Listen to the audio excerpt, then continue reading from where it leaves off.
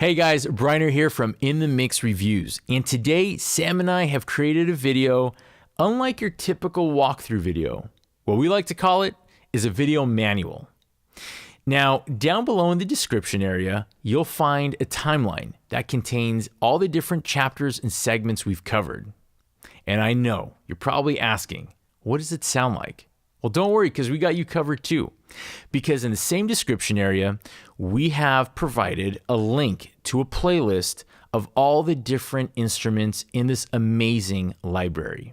So, sit back, relax, and enjoy. Let's do it. Keyscape is a collector piano keyboard library developed by Spectrasonics. Now, before we get started, I just want to highlight that there's two installation options available with the software. We have a full installation, which features a 77 gig library with over 450 sounds and 36 different models. It also includes special hybrid duo patches that are basically combination presets of two different keyboards. Also, their instruments are deeply sampled with up to 32-way velocity switching, round robins, and various mechanical noise parameters such as pedal noise and release noise. We also have the option for light installation, which includes a smaller selection of 8 models that require 30 gigs of drive space, great for live performances and those with smaller hard drive space. Now, for all you guys who are listening and use and own Omnisphere 2, you can also open up the Keyscape patches within Omnisphere 2 and use its powerful features to get even more creative. Now let's talk about specs. For all you Windows users, you need Windows 7 or higher, and a VST 2.4 or AAX capable host software. And for you Mac users, an OS X 10.9 Mavericks or higher operating system and an AU VST 2.4 or AAX capable host software. Keyscape does not support 32-bit hosts. However, Keyscape sounds can be loaded into Omnisphere 2, which can operate in 32-bit hosts. Regardless of what computer or operating system you use, you're going to need 80 gigs of free hard drive space for the full installation, 30 gigs of hard drive space for the light installation. Now, solid state drives are highly recommended. You're also going to need a minimum of 8 gigs RAM and 2.2 gigahertz Intel dual core processor or higher. Let's load Keyscape. Keyscape is strictly a plugin that requires a host and cannot be used in a standalone mode. This is the Keyscape homepage. Now, if you don't see the browser section, click on the left pointing arrow located to the left of the utility button, which will open up the browser section. The browser part of the interface is divided into 5 different sections. We have the header, the top, middle, and lower panes, and the footer. Let's get started with the header section. In the search field, you can type in a name and narrow down the search results to a particular patch. We also have options for all, factory, and user directory. Under the factory tab, it's going to show you the patches that are installed with Keyscape. Under user, it's going to show you user created and saved patches. And under all, it's going to show you both. Here we have the top pane, which displays the instrument categories. We have an option to select all, which will result all 450 plus patches for all the instrument categories, or we can select one of these instruments and the patch selection will be shown for that category only. The middle pane lets you choose a specific model from the pull-down menu. With all selected in the top pane, the middle pane will allow you to see all the models. If we want to get more specific, we can choose an instrument category in the top pane and narrow our selection of the different models to that instrument category only. For this example, I'm going to go ahead and choose Celeste, which is a bell tone instrument. Finally, here we have the footer section, which gives you the additional options for sorting and navigating. The sort menu allows us 4 different options, which include sort by featured, user rating, and alphabetical A through Z or Z through A order. The featured sort option will display featured sounds at the top of the sound list. Ratings will allow the highest rated patches to be shown at top. This is especially useful when you have those go-to patches that you want displayed at the top of the list. I'm going to go ahead and rate some random patches here just to demonstrate the feature.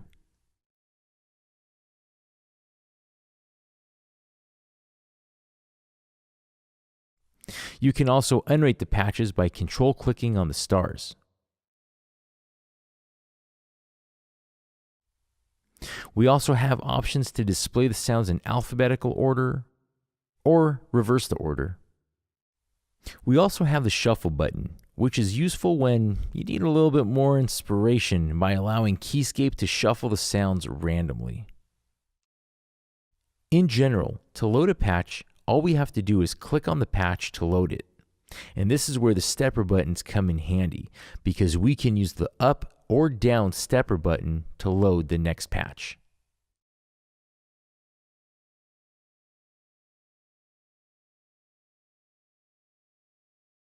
The refresh button will allow you to update the browser if in case you've made any manual changes to the Keyscape library. Let me go ahead and show you an example. Here I've created and saved 2 user patches by the names of Key 1 and Key 2. You'll notice that the files have been saved in our user preset folder, but keep in mind that the user patches you see in the Keyscape interface are actually saved in the My Patches folder on my local disk drive. Alright, so now I'm going to go ahead and delete Key 2. Now let's go back to the Keyscape interface and we'll notice that Key 2 is still showing up, even though we just deleted this file. So in this instance, if we do click the refresh button, the browser will be updated and will reflect the updated files in the My Patches folder. Lastly, we have the Audition button, which will allow you to sample a patch by playing it in middle C. Oh, and guys, you don't have to wait for each patch to be fully loaded in order to audition it.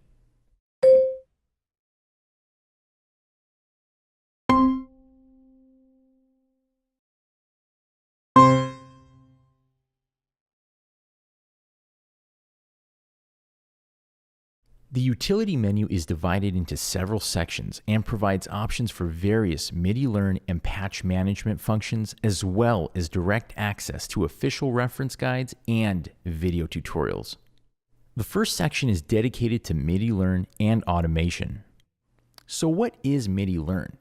With MIDI learn, you can associate and assign many DAW and plugin parameters to physical knobs, switches, and faders on a MIDI controller. Once a parameter is assigned and learned, you can dynamically change the parameter using the hardware controller over the course of your performance. Now, a MIDI controller communicates with your DAW and plugins through a piece of software that comes with the controller. Once everything is installed and configured properly according to the controller's manual, the rest is pretty straightforward. And just as a friendly reminder to you guys, if you're in the market for a new MIDI controller, like I was recently, make certain that the MIDI controller of your choice is compatible with your DAW. Now that we have that out of the way, let's take a look at MIDI Learn. I created a short MIDI track in Pro Tools that will help exemplify the MIDI Learn and host automation features. Here we see the VIP software from my Akai Advanced controller that I opened up as a plugin. Now, depending which MIDI controller you have, this will look a bit different. Now let me show you how the corresponding controller communicates with the VIP software when I physically turn one of the knobs on my controller. Next, let's use the MIDI Learn to automate some of these parameters in real time. I'm going to go ahead and layer all 3 screens for this example. Here we have Pro Tools, Akai VIP software, and Keyscape. I've assigned the MIDI track to a Keyscape Vibe.net patch with no automation. Let's check it out.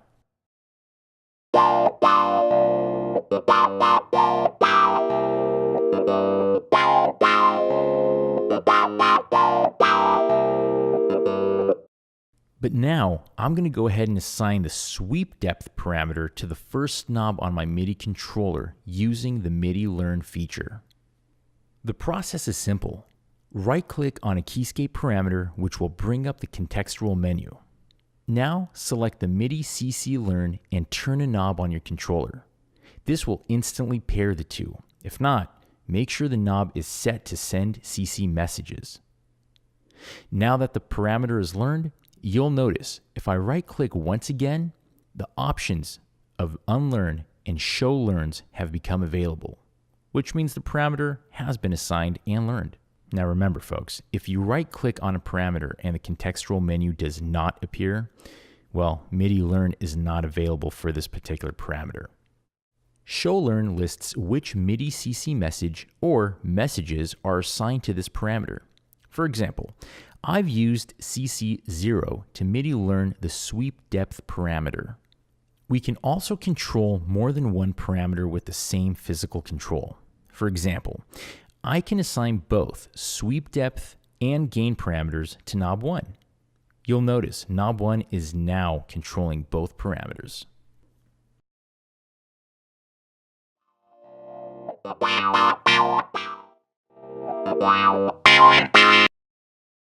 But now I want to unlearn the gain parameter. So what I'll do is right-click the gain parameter and select Unlearn. Now I'm back to having the sweep parameter controlled with knob 1. This time I'll MIDI Learn shape, but I'll choose MIDI CC Learn inverted from the contextual menu. This option is an invert MIDI parameter control, so that if we increase the physical knob, it will decrease the target parameter or vice versa. I'll assign it to knob 1. So now knob 1 controls both parameters, but as you can see, they're moving in opposite directions. So far, I've assigned everything to knob 1. Let's MIDI Learn gain on knob 2. But first, I gotta make sure knob 2 is set to send MIDI CC messages. By default, all knobs may be assigned to CC0, but we can assign different knobs to different CC messages. For this example, I'm just going to select CC3. Now let's bring back Keyscape and pair gain with knob 2. Now knob 2 independently controls the gain parameter from knob 1, which controls shape and sweep depth. Now I'll play back the MIDI file while over-exaggerating the controlling of these knobs. It may not sound very musical or appealing to your ears, but I want to make sure you guys see and hear the effects of these parameters while controlling the knobs.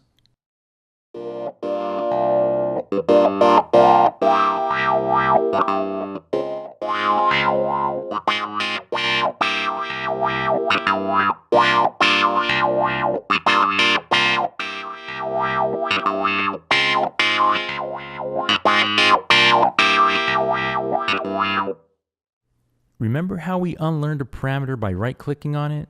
Well, you can either go to the utility menu and select Unlearn all MIDI Learns from the MIDI Learn and Automation submenu, or right-click anywhere in the picture area and you'll get the same menu options.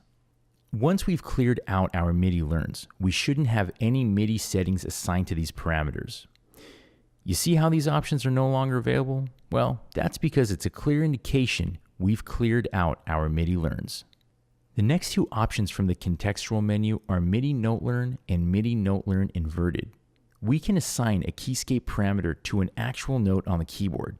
Note on and note off messages will act like an on and off switch, which will toggle the parameter from the minimum to maximum value and vice versa. Now I'm going to assign the pedal parameter to a note on the keyboard. Once a note is MIDI learned, it will only function as a control switch and won't play any sound through Keyscape. So you might want to pick a key that's out of range if you want this particular key for your performance. But if I unlearn this parameter, the key will resume its normal functionality to play a sound. MIDI Note Learn Inverted works the same way, except that the values will be inverted. This means that note on toggle the parameter to the minimum and note off would toggle to the maximum. And then again, once a note is MIDI learned, it will only function as a control switch and won't play any sound through Keyscape.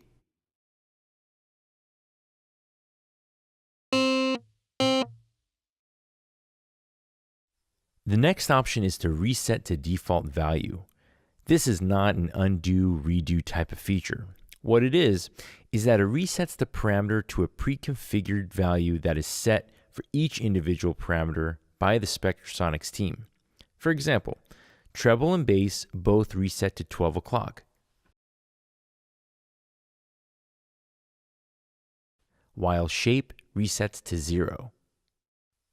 Regardless of what a parameter is or what you've done with it, it will always reset to whatever that pre-configured default value is. Here, I'm going to make some changes to shape, and as you can see, it's always going to default back to 0. This could be a useful option in case you want to reset a parameter and start programming your own settings from there. The last option from the contextual menu is Enable Host Automation. Every DAW has a unique way of dealing with automation, so use this part more like a general guide to become familiar with the overall concept. So with MIDI Learn, we were able to automate Keyscape parameters with a physical controller in real time. Host automation gives us another layer of control over parameter adjustments. Host automation is basically the ability to record all automation and adjustments that we've made to the parameters. Once we capture these adjustments as MIDI data, they can be saved and recalled just like any other MIDI track.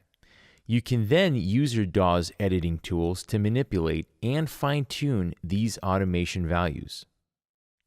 You can use host automation features with or without any external MIDI controller. For this example, I'm just going to MIDI Learn gain and sweep depth and assign them to knobs 1 and 2. Because this is not a DAW tutorial, I'll keep this as simple as possible. I've assigned knob 1 to CC number 20 and knob 2 to CC number 21. Just to have a better visual on how automation works, I'll open 2 automation lanes, one for gain assigned to knob 1 and one for sweep depth assigned to knob 2, so you can see adjustments to both parameters simultaneously.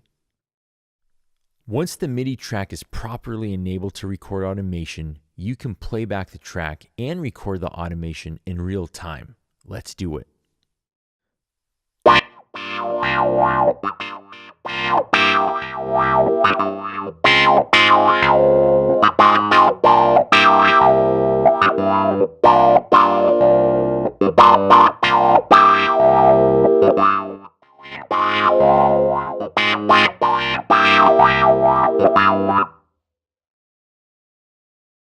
Once automation is recorded as MIDI controller events, we can save it with the DAW session and edit it.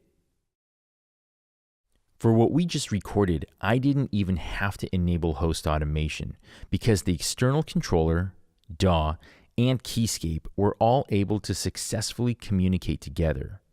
Now let me show you an example where you would have to use the Enable Host Automation option to make this communication happen manually. This time, I'm going to go ahead and automate some Keyscape parameters without using an external controller. What I'll do is I'll just move the mouse and my DAW's editing tools to create some automation. In order for my DAW to know which Keyscape parameter I'm going to automate, I'll have to assign the parameter to a particular host ID number. Then that parameter becomes available for automation. This is exactly what Enable Host Automation does. Let me show you how it works. First, let me do an unlearn all MIDI learns. See, the point of doing this is I want to make sure there are no existing MIDI assignments. You can also click on Show Current Assignments under MIDI Learn and Automation to know if there are any existing assignments. All right, well, since I just unlearned all MIDI learns, you notice that there are no current assignments. I'll right-click on Gain and select Enable Host Automation. Now, if I right-click again on the same parameter, you won't see Enable Host Automation anymore because it's already been enabled. Instead, we see a Host Automation ID number, which basically means Gain is already been enabled and assigned to an ID number.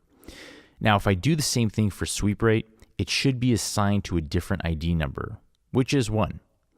Every time we enable a parameter for host automation, Keyscape will assign it to the next available host automation ID number, from lowest to highest. So if I were to enable another parameter, it will automatically be assigned to ID number 2 because number 0 and number 1 are already taken, and 2 is the next lowest available number. Once an ID number is assigned to a parameter, then we can record the automation for that parameter in a host DAW. As you can see, there's over 500 Keyscape parameters that are available for automation. Here, I'm going to go ahead and open 2 automation lanes. One for gain and one for sweep rate so we can see the automation in real time. So now that gain and sweep rate are enabled for host automation, I'll go ahead and play back the MIDI file and add some automation using the mouse in real time.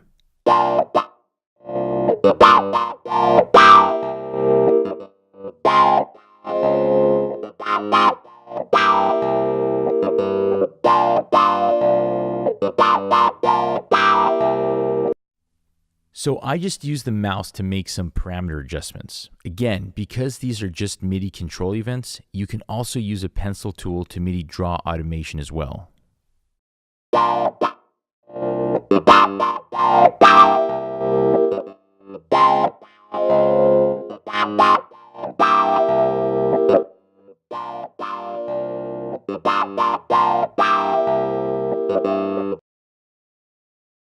All right, my friends, let's talk about the save template and load template options.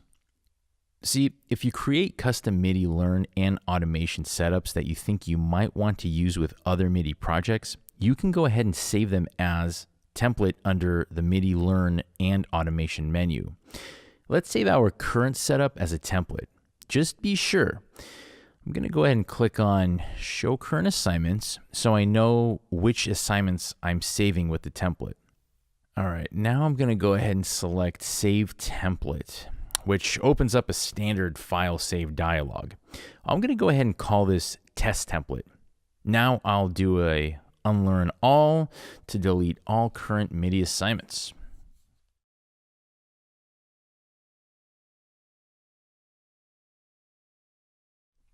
If I ever want to use these MIDI assignments, I can simply load the template and recall all the MIDI assignments associated with a particular template, which in this case is the test template I just saved. Let's just load the template file and do a show current assignment to make sure the setup is recalled correctly. Keep in mind, every time you load a template, all existing MIDI learn assignments will be replaced with the new assignments. Unlearn Next MIDI Device unlearns a physical controller from all MIDI learn assignments.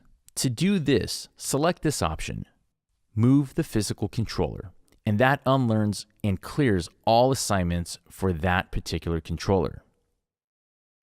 I'm going to MIDI learn 3 parameters and assign them all to knob 1 on the MIDI controller. So now knob 1 controls all 3 parameters. If I want to clear just one parameter, I would use unlearn from the contextual menu. But if I want to clear all assignments mapped to knob 1 in one go, I'll select Unlearn Next MIDI Device, move knob 1, and with that, all assignments will be deleted. With Unlearn Next MIDI parameter, you can single out a particular parameter and unlearn it. I'll assign knob 2 to shape, gain, and sweep rate. So now knob 2 controls 3 parameters. If I want to unlearn shape, all I have to do is select this option, move shape, and now shape is unlearned. But remember, knob 2 is still able to control the other 2 parameters, gain and sweep rate. If you want Keyscape to respond to an external controller, regardless of the incoming MIDI channel that is currently selected, then you can select Make MIDI Learned Controls Omni. This way, it's going to go ahead and respond to all and not just one specific MIDI channel. Let's go ahead and move along to the patch management section. In this section, we can use the Save Patch option to save a user custom sound.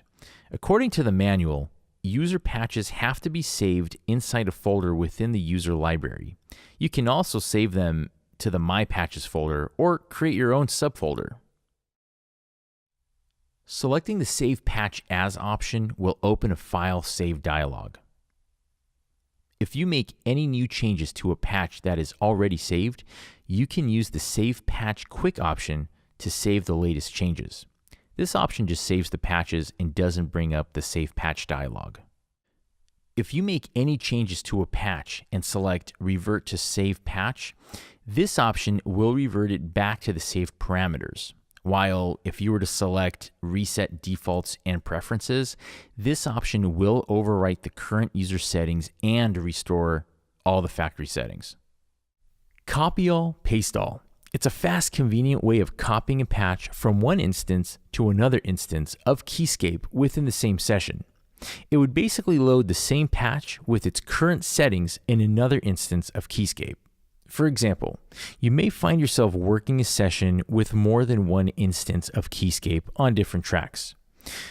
You may want to change the settings of the parameters on one instance and want to duplicate the same changes on another instance. So this is where you would utilize the function of copy all, paste all.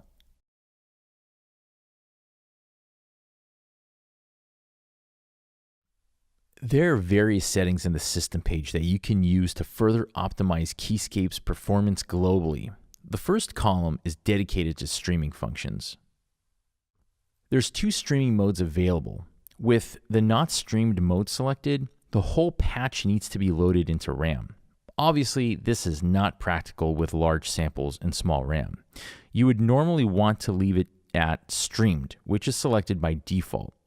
It basically loads a smaller portion of samples into RAM, so you'll have more RAM available for other operations. If you have 16 gigs of RAM or more and still experiencing streaming glitches, then you might just want to set it to not streamed. Patches will take a lot longer to load, but they will no longer be streamed from the hard disk. With preload memory size, you can control how much of each sample you want preloaded into memory. If you're experiencing any streaming-related glitches, you might want to adjust this control. With higher settings, a larger portion of samples will be loaded into RAM, so the patch will take up more memory space and the load time will increase as well. Stream break. Stream break keeps the streaming operation in check, so streaming large samples wouldn't disrupt other operations. Spectrasonics recommends a moderate setting around 0.1. The numbers displayed here at the bottom are diagnostic numbers used for customer support purposes. In the miscellaneous column, we have Keyscape's global tuning parameter. Obviously, the standard default value is 440, but you can change the master pitch to other frequencies.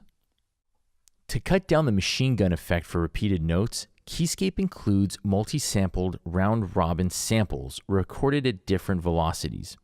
You can use these 4 options to select the order in which the loaded round-robin samples are played back. This is just a startup directory preference for Keyscape. The factory directory is selected by default, but you can select all or user as well. The browser up-down arrow keys allow you to use the arrow keys on the computer's keyboard as stepper buttons. If that's not what you want, then you can disable it. Every time you load a patch, the main custom control tab is selected regardless of the current tab. With this option disabled, if you change the patch, Keyscape won't change the current selected tab. The last column allows you to make custom changes to the global MIDI setting. If you want Keyscape to respond to a particular incoming MIDI channel, you can choose from channels 1 through 16. The mod wheel. It's our best friend, but if you want the mod wheel to override the factory settings, you can choose a different CC parameter from here.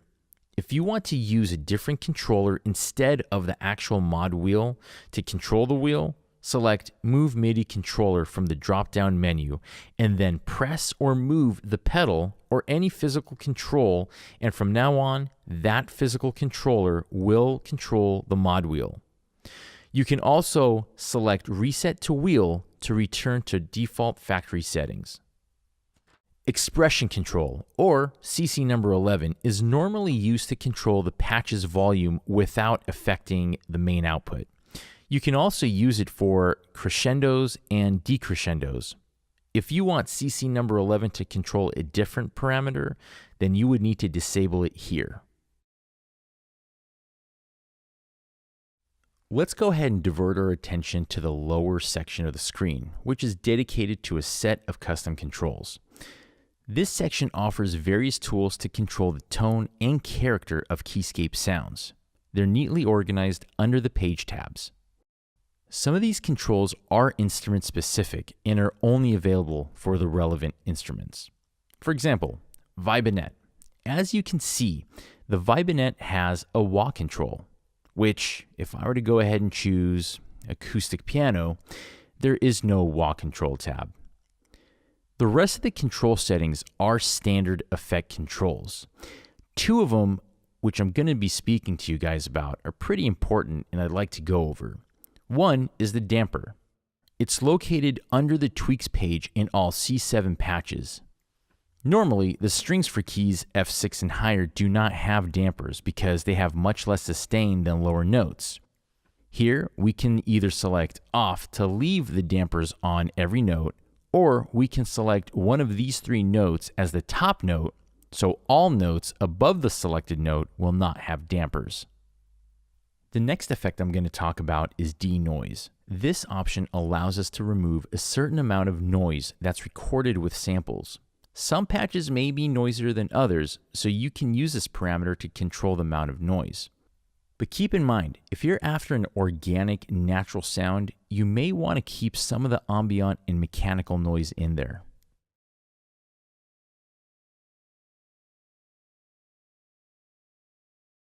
The Setting tab offers some really important options. Let's take a look. Voices. Here you can select the maximum number of notes that can be played simultaneously. Right now, 32 voices is the default selection, which means the selected patch will have up to 32 voices available. But remember, the higher the number, the more CPU power is used. Octave. Here you can transpose the patch by -2 or +2 octaves.